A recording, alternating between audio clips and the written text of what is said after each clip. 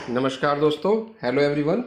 आज फिर हम हाजिर हैं एक नए वीडियो के साथ जो ये 12th क्लास के प्रैक्टिकल एग्ज़ाम्स के बारे में है, और वो भी ऐसे सब्जेक्ट का जिसके बारे में सबसे ज़्यादा टेंशन बच्चे लेते हैं। जी हाँ, मैं बात कर रहा हूँ अकाउंटेंसी प्रैक्टिकल एग्ज़ाम के बारे में, जिसको लेकर के कॉमर्स स्ट्रीम के बच्चे बहुत परेशान रहते हैं। बिकॉज़ कॉमर्स स्ट्रीम में सबसे ज़्यादा टाइम टेकिंग और प्रैक्टिस बेस्ड सब्जेक्ट है अकाउंटेंसी, लेकिन सबसे ज़्यादा इंटरेस्टिंग भी है। तो बच्चे आजकल एग्ज़ाम्स को लेकर के काफ़ी टेंशन में रहते हैं, क्योंकि ये काफ़ी प्रैक्टिस पर डिपेंड करता है। सिलेबस भी वास्ट होता है, काफ़ी सारे क्वेश्चन सॉल्व करने होते हैं। तो आशा करता हूँ कि मेरा ये वीडियो आपको ज़रूर पसंद आएगा। पहले एक रिक्वेस्ट है कि चैनल को सब्सक्राइब करें, ज़्यादा से ज़्यादा इस वीडियो को शेयर करें और लाइक करें, क्योंकि बहुत सारे बच्चे जो 12th में कॉमर्स स्ट्रीम में हैं वो इन दिनों एग्ज़ाम्स चल रहे हैं, प्रैक्टिकल एग्ज़ाम्स की डेट आ चुकी हैं, तो वो थोड़ा सा तनाव महसूस कर रहे होंगे। तो किसी न किसी की आपके द्वारा हेल्प हो जाएगी, किसी का थोड़ा सा डिप्रेशन और टेंशन कम हो जाएगा, किसी की नर्वसनेस कम हो जाएगी। तो इस वीडियो को ज़्यादा से ज़्यादा शेयर कीजिएगा, आपके रिलेटिव्स में या आपके जानने वाले फ्रेंड्स में, नेबरहुड में कोई 12th कॉमर्स स्ट्रीम के जो बच्चे हैं उनको आप शेयर करें, ताकि ज़्यादा से ज़्यादा बच्चों को इसका लाभ प्राप्त हो सके। तो शुरू करते हैं वीडियो को। और ये मैं पक्का आपको कहता हूँ कि अगर आपने थोड़ा भी सही दिशा में सही कदम लिया, मेहनत के साथ साथ सही दिशा में सही कदम होना भी ज़रूरी है, तो आपको 90 to 100% मार्क्स हम प्रैक्टिकल में मिलेंगे ही मिलेंगे। 18 से 20 नंबर का प्रैक्टिकल होता है, और उसमें 18 से 20 नंबर आप ले आएंगे, क्योंकि डिपेंड करता थोड़ा सा फाइल की प्रेजेंटेशन वगैरह भी, वरना मैं 100% भी बता देता आपको कि 100% ही मिलेंगे। बट थोड़ा सा हमारा प्रेजेंटेशन, एक दो वाइवा क्वेश्चन का गलत हो जाना जो हमारे नंबर कटवा देता है। तो चलो शुरू करते हैं, कैसे आपको इसकी तैयारी करनी चाहिए। तो बिल्कुल पहले तो सबसे पहले आप अपने दिमाग से टोटली नर्वसनेस को निकाल दीजिए, और अपने वाइवा के खराब होने की चिंता बिल्कुल छोड़ दीजिए। अभी भी इतना समय है कि आप अपना प्रैक्टिकल बहुत अच्छा कर सकेंगे। तो देखिए, प्लान्ड वे में हमें चलना होगा। हमको पहले जानना होगा कि हमारा प्रैक्टिकल अकाउंटेंसी एग्जाम 20 मार्क्स का है, तो वो 20 मार्क्स हम कैसे प्राप्त करेंगे। तो पहले इसमें क्लासिफिकेशन को समझना होगा कि 20 मार्क्स किस किस चीज़ पर दिए जाते हैं। तो सबसे पहले तो आपको मैं बता दूं कि यहाँ पर आपका रिटर्न एग्ज़ाम होगा, जिसमें कि 2 से 3 क्वेश्चन आपको दिए जाएंगे। इसकी वैल्यू होगी 12 मार्क्स।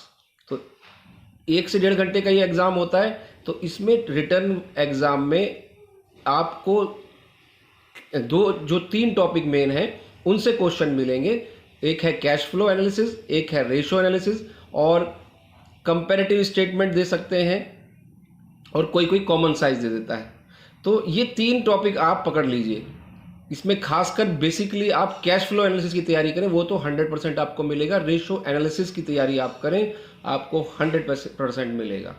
तो रेशो एनालिसिस में कौन से क्वेश्चन ज़्यादा पूछे जाते हैं, ये भी मैं आपको थोड़ा सा हिंट कर देता हूँ। रेशो एनालिसिस में खासकर जो मैं टॉपिक बोल रहा हूँ, 8 या 9 टॉपिक हैं, इनको आप या लिख लेंगे तो ज़्यादा अच्छा होगा, और इनकी आप पहले तैयारी करें, then you will get easily very good marks. एक तो जितने भी क्वेश्चन ऐसे होते हैं कि एक्स मानना पड़ता है, हमें लेट एक्स को एज्यूम करना पड़ता है, चाहे वो स्टॉक टर्नओवर रेशो में हम कुछ कॉस्ट ऑफ गुड्स सोल्ड निकाल रहे हो, सेल्स की वैल्यू निकाल रहे हो, या ओपनिंग स्टॉक निकालना हो, करंट लायबिलिटीज निकालनी हो, करंट असेट्स निकालनी हो। ऐसे जो एक्स वाले क्वेश्चन आपकी बुक में हैं, उनको तो अच्छे से आप देख ही लें। ये क्वेश्चन काफ़ी बार पूछे जाते हैं। फिर भी 8 इंपॉर्टेंट पॉइंट्स हैं जिन पर आपको क्वेश्चन पूछे जाएंगे। रेशो एनालिसिस की बात कर रहा हूं मैं अभी। तो रेशो एनालिसिस में सबसे ज़्यादा पूछा जाता है जो क्वेश्चन, वो होता है आपका एवरेज इन्वेंट्री रेशो के ऊपर में, जिसको कि हम कह सकते हैं इन्वेंट्री रेशो जो हमारी है, स्टॉक टर्नओवर रेशो जिसको बोल देते हैं। तो इसके ऊपर में काफ़ी क्वेश्चन पूछा जाता है। और जीपी रेशो फर्स्ट, इसके बाद अब मैं लिखवा रहा हूँ आपको, GP ratio first number, second NP ratio, third डेब्ट इक्विटी रेशो। इनके ऊपर काफ़ी क्वेश्चन पूछे जाते हैं। डेब्ट इक्विटी रेशो के ऊपर में प्रोप्राइटरी रेशो 4, फिर करंट रेशो, क्विक रेशो, ये 6 हो गए। इसके बाद average collection period, average payment period, ये 8 जो हैं, इनके ऊपर में काफ़ी ज़्यादातर मतलब कि फोकस किया जाता है, क्वेश्चन पूछे जाते हैं इसके ऊपर में। इनको आप अच्छे से तैयार कर लें, और एडिशनल में रिटर्न ऑन इन्वेस्टमेंट और रिटर्न ऑन इक्विटी के ऊपर भी क्वेश्चन कभी कभी कुछ जगह पर पूछ लिया जाता है। तो इनके ये आप रेशो के इनके फॉर्मूलेज को आप याद करने पर अच्छा फोकस दीजिए और मेथड को जानिए। ज़्यादा क्वेश्चन आप जितने ज़्यादा सॉल्व करेंगे आपके अंदर परफेक्शन आएगा। बट स्टिल इस चैप्टर को आप रेशो एनालिसिस को आप अगर 5-6 घंटा दे देते हैं तो मैं नहीं समझता कि आपको ये चैप्टर क्लियर नहीं हो। ये चैप्टर इजीली 5 या 6 घंटे में इसके क्वेश्चंस आप पूरे कर सकते हैं, जितने भी क्वेश्चन दिए हैं। जी बिल्कुल सही बता रहा हूँ मैं आपको। और इसको तैयार करने के आपको 2 फायदे होंगे कि एक तो इससे वाइवा के क्वेश्चन बहुत पूछे जाते हैं। 1 नंबर में डायरेक्ट फार्मूलाज पूछे जाते हैं कई बार कि भाई ये बताइए कि what is the formula of quick ratio. Suppose कर लेते हैं क्विक रेशो का फार्मूला क्या है, करंट रेशो का, क्योंकि इजी होते हैं क्वेश्चन आस्क करने में, क्वेश्चन फ्रेम करने में। सीधा सा फार्मूला पूछिए किसी का और 1 नंबर का हो जाता है। बता दिया तो 1 नंबर, नहीं बता पाए तो गए। इस तरह से आप तैयारी करें कि इसके फार्मूलाज जितने भी इस चैप्टर में हैं भाई उनको तो आप अच्छे से तैयार कर लें, याद होने ही चाहिए। 4 टाइप की रेशो हैं आपके पास, LSTP, L4 liquidity, S4 सोल्वेंसी, T4 turnover, P4 profitability. तो ये जो 5 जो आपकी 4 जो रेशो हैं के टाइप्स हैं, इन चारों में तकरीबन 4-4, 6-6 टाइप की रेशो के फॉर्मूले हैं। 24 या 25 फार्मूले मेन हैं जो पूछे जाते हैं। उनको आप तैयार कर लीजिए, आपका वाइवा भी तैयार हो जाएगा, आपके क्वेश्चंस भी तैयार हो जाएंगे और फाइनल एग्जाम की तैयारी भी साथ में हो जाएगी। तो 6 घंटे या 5 घंटे आपसे को इस पर डिवोट करने हैं, इजीली आपका तैयार हो जाएगा एक क्वेश्चन जो कि आपको प्रैक्टिकल एग्जाम में जरूर मिलेगा, रेशो एनालिसिस से एक क्वेश्चन। तो वो 6 नंबर में भी हो सकता है और डिपेंड्स कि 4 में भी हो सकता है। तो आई थिंक कि रेशो एनालिसिस आपको क्लियर हो गया। अब हम आगे बात करते हैं अगला टॉपिक, कैश फ्लो एनालिसिस। ये भी बड़ा टॉपिक है और इससे भी 6 नंबर में क्वेश्चन। अक्सर तो एग्जामिनर 6 मार्क्स के 2 क्वेश्चन दिया करते हैं 12 मार्क्स में, बट कुछ स्कूल अलग हटके करना है करके 4 मार्क्स के 3 क्वेश्चन दे देते हैं। तो वहाँ पर ऐसा भी हो सकता है कि कैश फ्लो का 1 क्वेश्चन हो, रेशो के 2 क्वेश्चन हो, रेशो का 1 क्वेश्चन हो, कैश फ्लो के 2 क्वेश्चन हो, या एक कैश फ्लो का हो, एक रेशो एनालिसिस का हो और एक कंपैरेटिव स्टेटमेंट या कॉमन साइज से कोई दे सकता है। तो आपको पूरा अपने आप को ध्यान रख के चलना, कोई ज़्यादा टाइम नहीं लगेगा। कैश फ्लो एनालिसिस की बात करते हैं, उससे किस तरह का क्वेश्चन आता है। चलिए बात करते हैं कैश फ्लो एनालिसिस की। तो कैश फ्लो स्टेटमेंट बनाना थोड़ा सा लगता है कि बड़ा मुश्किल है, काफ़ी कुछ सीखना होगा, लेकिन देयर आर सम मेथड कि इनडायरेक्ट मेथड वाले जो क्वेश्चन है उसी से तीनों एक्टिविटीज इसमें होती हैं।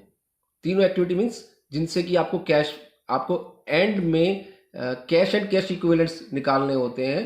तो जो कैश फ्लो स्टेटमेंट का इनडायरेक्ट मेथड है उससे ही क्वेश्चन आता है अक्सर, या फिर आपको ऐसे क्वेश्चंस पे फोकस करना कि जो कि आपको सीबीएसई में प्रीवियसली आस्क्ड क्वेश्चंस हैं, उस तरह के क्वेश्चन जो कि 20 मिनट में हो जाएंगे, जिनमें 3 या 4 एडजस्टमेंट हैं, 5 एडजस्टमेंट दी हुई हैं बैलेंस शीट के साथ में, तो उन पे आप फोकस करेंगे। ऐसे कोई 10-12 क्वेश्चन भी आप कर लेते हैं, सॉल्व कर लेते हैं प्रैक्टिस एग्जाम जाने से पहले, तो आपका कॉन्फिडेंस हाई हो जाता है और क्वेश्चन निकल जाता है। तो मेन क्या है कि इसमें कैश फ्लो स्टेटमेंट में cash and cash equivalents in the beginning और cash and cash equivalents at the end के बीच में जो डिफरेंस होता है उसको हमें निकालना होता है by the cash flow from operating activities, cash flow from financing activities और cash flow from investing activities के द्वारा। तो आप इसकी प्रैक्टिस करें और तीनों एक्टिविटीज को समझ लें कि ऑपरेटिंग एक्टिविटीज कौन सी हैं, फाइनेंसिंग एक्टिविटीज के कौन से ट्रांजैक्शंस हैं, या फिर हमारे इन्वेस्टिंग एक्टिविटीज के ट्रांजैक्शंस को हम कैसे पहचानेंगे। इस पर आप जोर दे के समझेंगे तो जरूर आपको ये कॉन्सेप्ट क्लियर हो जाएगा। हार्डली 6 to 7 आवर्स आप इसको दीजिए। इस तरह के 6 या 7 क्वेश्चन भी आप अच्छे से कर लेते हैं तो आपको ये मेथड क्लियर हो जाएगा कैश फ्लो स्टेटमेंट का कि कैसे हमें कैश फ्लो स्टेटमेंट बनाना है एग्जाम के टाइम में। मैं आपको फिर से एक बात बता रहा हूँ, बहुत इंपॉर्टेंट बात है कि जो ये कैश फ्लो स्टेटमेंट है ये आपका 6 मार्क्स में यहाँ ही नहीं आ सकता प्रैक्टिकल एग्जाम में, इसके अलावा ये आपके फाइनल में भी श्योर शॉट आएगा 6 मार्क्स का। तो इसको आप अच्छे से तैयार कर ही लीजिए। 6 मार्क्स प्रैक्टिकल के लिए और 6 मार्क्स फाइनल के लिए। कितना अच्छा एक टॉपिक अगर आप कर लेते हैं, 6-7 घंटे खर्च करते हैं, 12 नंबर बन जाते हैं, प्लस एक नंबर के क्वेश्चन भी इससे काफ़ी सारे आपको मिल जाएंगे। 1 या 2 क्वेश्चन फाइनल में मिल जाएगा, 1 या 2 क्वेश्चन वाइवा में पूछा जाएगा। तो आई थिंक कि ये 14 नंबर की वैल्यू इसकी मैं कम से कम मान के चलता हूँ आपके पूरे सिलेबस में। तो आप इसको पढ़ लेंगे तो आपका ज़्यादा इसमें स्ट्रेस नहीं लगेगा। आपको पहले तीनों एक्टिविटी को पहचानना है कि cash flow from operating activities कौन सी है, cash flow from financing activities में क्या क्या आता है, cash flow from investing activities में क्या आता है, कैसे बैलेंस शीट में कहाँ पर देखना है कि कौन सी फाइनेंसिंग है। डिटेल में भी मैं वीडियोस के बना चुका हूँ पहले ही अपने स्टूडेंट्स को पढ़ाते हुए, लेकिन फिर भी आपको भी मैं थोड़ा सा हिंट दे रहा हूँ कि cash flow from financing activities, cash flow from investing activities easy होती हैं, बैलेंस शीट में आसानी से पहचान में आती हैं। वहाँ से इनको सीखिए और उसके बाद ऑपरेटिंग एक्टिविटीज़ को सीखिए। इस तरह से प्लान्ड वे में आप इसको समझेंगे तो ये बड़े आराम से आपको बड़ा इंटरेस्टिंग है, समझ में आ जाता है। तो कैश फ्लो स्टेटमेंट को आप अच्छे से तैयार कर लेंगे। तो अभी आप रिटर्न की बात चल रही है, इसके बाद कंपैरेटिव, इसमें से भी कैश फ्लो स्टेटमेंट में भी कुछ क्वेश्चन वाइवा में आपसे पूछे जा सकते हैं, जैसे कि dividend paid is which kind of activity. आपसे पूछ सकता है एग्जामिनर कि कैश, ये डिविडेंड पेड कौन सी एक्टिविटी में आएगा, तो आपको उसका आंसर आना चाहिए। या ऐसे पूछ सकता है give me 2 examples of financing activities outflow, या give me 2 examples of inflow of financing activities. इस तरह से क्वेश्चन आपको पूछ सकता है।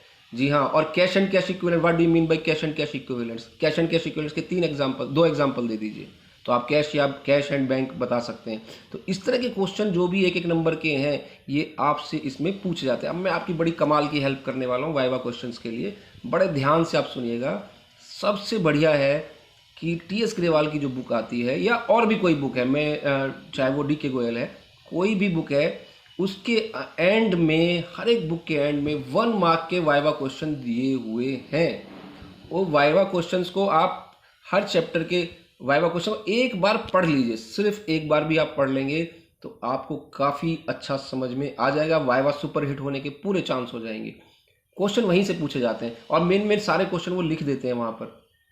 तो 1 मार्क्स के क्वेश्चन जो भी आपके वाइवा क्वेश्चंस के नाम से दिए हों, या 1 मार्क्स क्वेश्चन चैप्टर के एंड में जो दिए हुए हैं, खासकर टी.एस. ग्रेवाल में, उनको आप सारों को 2-2 बार पढ़ लेंगे तो आपका तो बहुत सुपर वाइवा यहाँ पर होने वाला है। और इसके अलावा अभी हमने जो थ्योरी की बात कर रहे हैं, जो 12 नंबर का जो टेस्ट आप करेंगे, अगर उसमें 3 क्वेश्चन दिए और उसमें कंपेरेटिव स्टेटमेंट दे देता है या फिर आपको कॉमन साइज स्टेटमेंट दे देता है, तो वो तो आप आराम से कर सकते हैं। कंपेरेटिव स्टेटमेंट में एब्सोल्यूट इंक्रीज डिक्रीज और परसेंटेज इंक्रीज डिक्रीज निकालने के 2 कॉलम ऐड करने होते हैं। आप सभी को आते होंगे, और नहीं आते भी हो तो 1 घंटा, सिर्फ 1 घंटे में आप केवल 1 क्वेश्चन कंपेरेटिव का सीख लीजिए, 2 क्वेश्चन, और 2 क्वेश्चन आप कॉमन साइज के सीख लीजिए। कंपेरेटिव में 2 क्वेश्चन कैसे बनेंगे, एक आप कंपेरेटिव इनकम स्टेटमेंट समझ लीजिए, एक कंपेरेटिव पोजीशन स्टेटमेंट। इसको आप कर लीजिए एक बार, बस जस्ट देख लेना है कि हाँ कैसे होता है। फिर कॉमन साइज में भी सेम, कि एक बार आप देख लेंगे common size income statement, common size position statement, बस हो गया। ये आपका 12 नंबर कहीं नहीं जाएगा। इस 12 में से आप जितना ले सकते हैं ले लीजिए, खुले हाथों से मिलेगा आपको। नंबर नहीं कटेंगे, प्लस आपका 20 मार्क्स का सिलेबस तैयार हो जाएगा फाइनल एग्जाम के लिए। देखिए कितनी बड़ी बात। अब हम चलते हैं नेक्स्ट पोर्शन की तरफ पर। ये 12 नंबर तो देखो काफ़ी हद तक आपके ऊपर डिपेंड करते हैं कि जितना आप मेहनत कर लोगे इस 12 मार्क्स के क्वेश्चन में। हालांकि कई जगह पर आसानी टीचर्स जो है, इंटरनल जो टीचर्स पेपर बनाते हैं जब, तो अपने बच्चों के हिसाब से ऐसा ही क्वेश्चन दे देते हैं। आपको मैं ये भी हिंट करूंगा कि जो उन्होंने क्लास में पहले कराया हुआ होता है, तो जरा ध्यान रखिएगा कि कौन सा क्वेश्चन कैश फ्लो का मैडम ने सॉल्व किया था, सर ने सॉल्व किया था, टेस्ट में दिया था। इन क्वेश्चंस को भी आप दिमाग में लाएंगे तो आपको पता चल जाएगा कि पेपर में शायद ये क्वेश्चन आ सकता है, या इस तरह का क्वेश्चन आ सकता है। फिगर ही बदलती हैं और बाकी आइटम्स तो लगभग सेम ही होते हैं। तो डिटेल, अगर मैं इसको डिटेल में जाऊंगा तो काफ़ी लंबा वीडियो हो जाएगा। तो फिलहाल फिर से आगे चल रहे हैं हम। 4 मार्क्स, अगले 4 मार्क्स हम कैसे लेकर के आएंगे। रिटर्न हो गया 12 मार्क्स का, आप फ्री हो गए। उसके बाद आपको बुलाया जाता है रूम में, रोल नंबर वाइज बुला सकते हैं, या फिर हैफेजर्ड व्यू में भी बुलाया जा सकता है। वहाँ एक ऑब्जर्वर होंगे, एक आपके इंटरनल, एक आपके एक्सटर्नल आए हुए होंगे एग्जामिनर, जिनके सामने बैठकर आपको वाइवा देना है। तो अब ये जो टाइम होता है, यहाँ पर थोड़ा सा हार्ट बीट बढ़ जाती है, और यहाँ पर हमें सबसे पहले एंट्री करते हुए मैं आपको बता देता हूँ कि क्या कैसे आपको डील करना है। सबसे पहले एंट्री करते हुए आप विश करेंगे, जितने भी लोग वहाँ पर हैं टीचर्स, और आपके खुद के टीचर भी होंगे, उन्हें भी विश कीजिए, विश करिए। और उसके बाद वो आपको बैठने के लिए कहेंगे तो आप बैठ जाइए। बैठने के साथ साथ आपको अपनी फाइल जो आपने बनाई है, प्रोजेक्ट फाइल, तो अगले 4 नंबर इस प्रोजेक्ट फाइल के बारे में हैं। पहले 12 आपका टेस्ट हो चुका है, उसके मार्क्स आपके इंटरनल एक्सटर्नल चेक कर लेंगे, वो बाद में आपको पता चलेगा। आप टेंशन लेस हो जाइए, जो हो गया, छूट गया, कोई बात नहीं है। अभी आप कंसंट्रेट करें अपने प्रोजेक्ट के ऊपर में और अपने वाइवा के ऊपर में। तो एट द सेम टाइम आपसे क्वेश्चन पूछा जाएगा कि इंट्रोड्यूस योर सेल्फ। कई जगह पर बड़े आसानी से आपको जनरल क्वेश्चन पूछ के, भाई आपका नाम क्या है, कौन सा सब्जेक्ट अच्छा लगता है आपको, या क्या एम है। कहीं पर ऐसे भी पूछते हैं और कहीं पर डायरेक्ट क्वेश्चंस भी आपके ऊपर शावर कर दिए जाते हैं। तो डरना नहीं है, कुछ भी कोई प्रॉब्लम नहीं है। आप जाएंगे, अपना नाम वगैरह बता सकते हैं, रोल नंबर बता सकते हैं, साइन करेंगे अटेंडेंस पर, उसके बाद फाइल आप सामने रख देंगे और या वो आपसे एक्सटर्नल आपसे डिमांड कर लेंगे। ऑब्जर्वर जो है वो आपसे कोई क्वेश्चन नहीं पूछने वाले हैं, just he is to observe. वो खाली देखने हैं कि सब कुछ नियमों के तहत चल रहा है या नहीं। आपको ज़्यादा परेशान होने की उनसे ज़रूरत नहीं है। फोकस कीजिए एक्सटर्नल एग्जामिनर पर, नज़र रखिए अपने इंटरनल एग्जामिनर पर भी बीच बीच में। तो एक्सटर्नल जो एग्जामिनर हैं वो आपको हमेशा जाते ही अक्सर कई बार फाइल हाथ में लेते हैं और देखते हैं उसमें कि अच्छा ये बताइए कि आपकी इस कंपनी का आपने कैश फ्लो स्टेटमेंट बनाया है, तो इसमें इनकी फाइनेंसिंग एक्टिविटीज़ से क्या रिजल्ट आया है, ठीक है, या आपने क्या कमेंट किए। तो मतलब टॉपिक जो आपका है फाइल में, जो आपका प्रोजेक्ट फाइल है, उसमें आपसे एक दो क्वेश्चन वो जनरल डिस्कशन में पूछ लेते हैं। तो थोड़ा सा उसकी भी आप तैयारी कर सकते हैं। हल्का सा देख लें कंपनी का नाम क्या है, कैश फ्लो स्टेटमेंट क्या हुई, अगर आपने रेशो पे बनाया तो रेशोज में क्या रिजल्ट आ रहे हैं, कौन सी रेशो डिक्रीज इंक्रीज, कौन सी रेशो इंप्रूव हो रही है, कौन सी रेशो जो है अकॉर्डिंग टू स्टैंडर्ड्स नहीं है, वो आपको देखना है। कमेंट्स आपने क्या लिखे हैं, लास्ट में ऑब्जर्वेशन जो लिखे हैं उनको पढ़ के जाइए और अच्छे से आप बता देंगे, ताकि आधा घंटा अपनी फाइल को 1 घंटा पढ़ लीजिए बस। और उसके बाद थोड़ा सा उससे रिलेटेड कोई क्वेश्चन आपसे क्योंकि बनाई तो फाइल आपने ही है ना, तो इसलिए आपको अच्छे से पता होना चाहिए कंपनी का नाम क्या है, किस कंपनी की आपने जो डाटा है वो कहाँ से लिया है। ऐसे कुछ सिंपल क्वेश्चंस आपसे पूछे जा सकते हैं। तो फाइल अगर आपने बनाई है तो 3-4 नंबर की फाइल होती है, तो उसमें 3 तो आपको मिलने ही मिलने हैं, कोई रोक नहीं सकता। 3 मार्क्स आपको मिल ही जाते हैं अक्सर। और अगर उससे रिलेटेड क्वेश्चन, उससे आप जितना अच्छे से आपने डेकोरेट किया है, सुंदर से उसको बनाया है, तो 4 नंबर भी आपको मिल जाते हैं। अक्सर अच्छे बच्चों को 4 नंबर, एवरेज स्टूडेंट्स को भी 4 नंबर उसमें पूरे मिलते हैं। हाँ, अगर आपसे कोई क्वेश्चन प्रोजेक्ट फाइल के बारे में पूछा गया और आपने सेटिस्फैक्ट्री आंसर नहीं किया तो आपको 3 मार्क्स भी मिलेंगे या फिर 1 नंबर और कम भी हो सकता है। तो वैसे प्रोजेक्ट फाइल से ज़्यादातर क्वेश्चन स्कोरिंग क्वेश्चन नहीं पूछे जाते हैं कि भाई उसको जस्ट एक जनरल नॉर्मलाइजेशन के लिए पूछा जाता है, ये जानने के लिए कि बच्चे ने इसको खुद बनाया है कि नहीं। अपनी राइटिंग में होना चाहिए, हैंड रिटन आप अगर आपकी राइटिंग में ही बने तो ज़्यादा अच्छा है। इंडेक्स वगैरह देख लीजिए ढंग से बनाए हैं कि नहीं, फाइल को चेक कर लीजिए इंडेक्स बनाया है या नहीं बनाया है, आपने एक्नॉलेजमेंट डाली है नहीं डाली है, टॉपिक अच्छे से लिखा है कि नहीं, प्रोजेक्ट का डाटा लिखा है कि नहीं, कंक्लूजन्स लास्ट में दिए हैं कि नहीं, कमेंट्स दिए हैं कि नहीं। ये सब चीज़ें आपको एक बार चेक कर लेनी है रूम में एंटर करने से पहले, ठीक है। तो ये आपका फाइल का हो गया। अभी आपका 12 नंबर का थ्योरी वाला जो रिटन एग्जाम था वो हो चुका। 4 नंबर का आपका फाइल उन्होंने देख लिया है। अब वो कहेंगे वाइवा राउंड, तो वाइवा राउंड में आप बिल्कुल स्ट्रेट बैठिए, आराम से, टेंशन नहीं लीजिए, स्माइलिंग फेस रखिए और सीधा तैयार रहिए शांत दिमाग से कि जो भी क्वेश्चन आएगा अपने मन में सोचते रहिए कि मैंने टॉपिक सारे पढ़े हैं, मैं ज़रूर जवाब दूंगा। और जैसे ही आपसे क्वेश्चन पुटअप किया जाता है, वाइवा जब शुरू होता है, तो अगर आपको क्वेश्चन आता है तो that's very good, otherwise sorry बोल करके भी आप शांति से रह सकते हैं। तो दूसरा क्वेश्चन भी कई बार एग्जामिनर पूछ लेते हैं, या कई बार आपसे ये पूछा जाता है कि बताइए किस टॉपिक से आपने सबसे अच्छे से तैयार किया है, किस चैप्टर को, किस टॉपिक को। तो वहाँ पर आपको बड़ा स्मार्टली एक्ट करना है। जब भी अगर आपको ये ऑप्शन दे दिया जाए कि कौन सा टॉपिक आपने अच्छे से तैयार किया है, तो आप बिना किसी हेजिटेशन के बता दीजिए जो टॉपिक आप अच्छे से पढ़ करके आए हैं। तो वाइवा के लिए एक टॉपिक आप हमेशा से अच्छे से एक चैप्टर को पढ़ के लें, किसी ना किसी को पूरा डिटेल में। तो अक्सर बच्चे इसमें कैश फ्लो का रेशियो एनालिसिस को पकड़ लेते हैं, क्योंकि उसमें फार्मूलाज याद होते हैं और उनकी सिग्निफिकेंस हमें मालूम होती है, किस लिए रेशो है वो हमें पता होता है, तो आसानी होती है। बट स्टिल मैं यहाँ आपको पर्सनली सजेस्ट करूँगा कि आप मेरी बात पर ना जाए। यहाँ पर जो चैप्टर आपको ईजी लगता हो, किसी को कैश फ्लो स्टेटमेंट ईजी लगता है तो वो कैश फ्लो के लिए बोले, तो आपको वहाँ से क्वेश्चन पूछे जा सकते हैं। तो क्वेश्चन तो बहुत सारे हैं वाइवा के लिए, मोर देन 100 क्वेश्चन हैं। उसके लिए फिर देखेंगे, कोई वीडियो बना लेंगे उसके लिए टाइम होने से जल्दी। पर फिलहाल मैं आपसे इतना ही कहूँगा कि ये जो मैंने आपको पूरा अच्छे से हिंट दे दिया, वाइवा क्वेश्चन के लिए द बेस्ट है कि आपको चैप्टर आते हों, आपने क्वेश्चन किए हुए हों, प्लस एडिशनली आप वाइवा क्वेश्चन की तैयारी करें चैप्टर्स के एंड में जो प्राइवेट पब्लिशर्स की बुक्स हैं, सुल्तान चंद की है या टी.एस. ग्रेवाल जो है या डी.के. गोयल की बुक हैं, इनके एंड में जो वाइवा क्वेश्चन दिए हैं तो बिल्कुल उनमें से क्वेश्चन पूछे जाते हैं। आप उनको अच्छे से पढ़ लें और उन क्वेश्चंस को आप 2 बार भी पढ़ते हैं तो छोटे छोटे क्वेश्चन होते हैं, 1 वर्ड आंसर होता है या 1 सेंटेंस, तो आप इजीली आप उनको कर सकते हैं। तो इट्स अबाउट द वाइवा। तो वाइवा का प्रेशर आपके ऊपर कम हो जाएगा। पहला क्वेश्चन अगर उन्होंने पूछा तो आप उसको बता सकते हैं। जैसे सपोज उन्होंने पूछ लिया कि कैश फ्लो स्टेटमेंट का ऑब्जेक्टिव क्या है, तो आपको पता होना चाहिए ये कहाँ से मिलेगा, एंड से। एंड में, चैप्टर के एंड में क्वेश्चन दिए हुए हैं या फिर आपने चैप्टर पढ़ा हुआ है तो आप ऑब्जेक्टिव बता सकते हैं कि कैश फ्लो स्टेटमेंट का ऑब्जेक्टिव क्या है।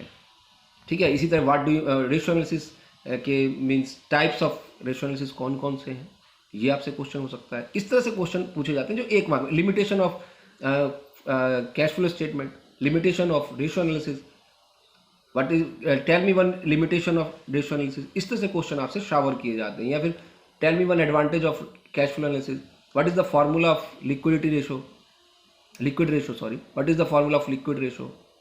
ठीक है। तो 1-1 नंबर में क्वेश्चन होते हैं, तो घबराने की जरूरत नहीं। अगर आप पढ़ के जाएंगे तो जरूर आप अपने क्वेश्चन के आंसर करेंगे ही करेंगे। और आप हमेशा, जो मेन टेक्निक है यहाँ पर, आप जस्ट क्वेश्चन को एक बार सुनिए, उसके बाद अपने माइंड में उसको एक बार रिवाइज कीजिए और फिर आप सोचिए कौन से चैप्टर से ये क्वेश्चन था, हाँ मैंने इसको पढ़ा हुआ है, इसका ये आंसर है। उसके बाद आप बोलेंगे तो आपका आंसर 99% सही होने के चांसेस हैं। क्वेश्चन को अच्छे से समझ लें, जल्दी से जंप ना करें क्वेश्चन का आंसर देने के लिए, और आपका वाइवा सुपर डुपर हिट हो जाएगा। तो आपको 20 से 20 मिलने में भी कोई बड़ी बात नहीं रहेगी, नो डाउट इज़ देयर। तो मैं फिर भी आपको एक बार कहता हूँ कि ध्यान से जितने भी क्वेश्चन हैं उनको पढ़ लें, प्लस जो हम क्वेश्चंस करते, सॉल्यूशन जब हम करते हैं प्रैक्टिकल क्वेश्चंस का, तो उन क्वेश्चंस के सॉल्यूशन के टाइम पर भी कुछ क्वेश्चन रेज होते हैं कि जैसे आपसे पूछा जा सकता है कैश एंड कैश इक्विवेलेंट्स में कौन कौन से आइटम्स यहाँ पर शामिल होते हैं बैलेंस शीट के। तो आपको पता होना चाहिए कैश और बैंक दोनों मिला के कैश एंड कैश इक्विवेलेंट्स हो जाता है, या फिर मार्केटेबल सिक्योरिटीज़ भी इसमें हम लेते हैं। तो इस तरह की भी छोटी छोटी बातें आपसे 1 नंबर में क्वेश्चन के रूप में पूछी जा सकती हैं। तो 20 नंबर अगर आप लेना चाहते हैं तो आप अपने 20 घंटे खर्च करिए कम से कम अपने 20 घंटे स्टडी पर, और आप आराम से 20 मार्क्स ले जाएंगे अपने अकाउंटेंसी प्रैक्टिकल में। प्लस आप लेस बर्डनड हो जाएंगे फाइनल एग्जाम के लिए, थ्योरी वाले एग्जाम का, जो रिटन एग्जाम आपका 3 आवर्स का होना है मई मंथ में, तो उसके लिए भी आप लेस बर्डन हो जाएंगे, क्योंकि आपने ये पोर्शन पढ़ लिया तो आपका 20 इधर प्लस 20 का प्रैक्टिकल और 20 का थ्योरी में ये फिर से आता है। तो भाई 40 नंबर के लिए अगर 20 घंटे लगा दिए तो भाई ये तो बड़ा कोई महंगा सौदा नहीं है। 20 आवर्स आपको लगाने हैं हार्डली, और जो शार्प ब्रेन बच्चे हैं जो पढ़ चुके हैं उन्हें 20 आवर्स भी नहीं लगाने, उनको 8-10 घंटे रिवाइज कर लेने में ही लगाना। जो इसको कर चुके हैं वो 10 घंटे लगाएं, 8 घंटे लगाएं, इट डिपेंड्स ऑन यू कि कितना आपको इस सब चैप्टर्स में आता है। तो ये 3 चैप्टर आपकी जान है, प्रैक्टिकल प्लस फाइनल एग्जाम में। और कभी कभी एग्जामिनर जो है ना प्रैक्टिकल लेने आते हैं, वो आपकी नॉलेज को चेक कर, जितना अच्छा आप आंसर देते हैं तो वो थॉरोली चेक करना चाहते हैं। तो हो सकता है कई बार बैलेंस शीट के हेडिंग्स पूछ लें, ठीक है ना, कि बैलेंस शीट के इस साइड के लायबिलिटी साइड में ये हेडिंग है, या ये इस सब हेडिंग का हेडिंग क्या है, ये भी थोड़ा आप देख लेंगे तो श्योरली आई एम श्योर कि आप 20 मार्क्स लेंगे ही लेंगे। तो with all the best I conclude this video. और चैनल अगर वीडियो पसंद आए तो सब इसको लाइक करें, शेयर करें, ज़्यादा से ज़्यादा दोस्तों को आप शेयर करें, ताकि आप ही की तरह और लोगों का भी वाइवा अच्छा हो सके। अगर आपका कोई आप किसी के वाकई में सच्चे फ्रेंड हैं तो आप उसकी हेल्प पढ़ने के लिए करें, ना कि चीटिंग के लिए करें। तो इस तरह के वीडियो आप उनको देंगे तो ज़रूर वो पढ़ने के लिए मोटिवेट होंगे और अपने प्रैक्टिकल में 20 मार्क्स ला सकते हैं आपकी छोटी सी हेल्प से। इसको चैनल को सब्सक्राइब करें, और इसको वीडियो पसंद आए तो लाइक ज़रूर कर दें और इसको शेयर करें। आगे भी हमारे साथ बने रहिए, हम प्रैक्टिकल एग्ज़ाम पर और फाइनल एग्ज़ाम पर आपको एक से एक बढ़िया स्टडी मटेरियल सप्लाई करने वाले हैं वीडियोस के थ्रू। तो अभी मैं इसको ख़त्म करता हूँ वीडियो को। Thank you.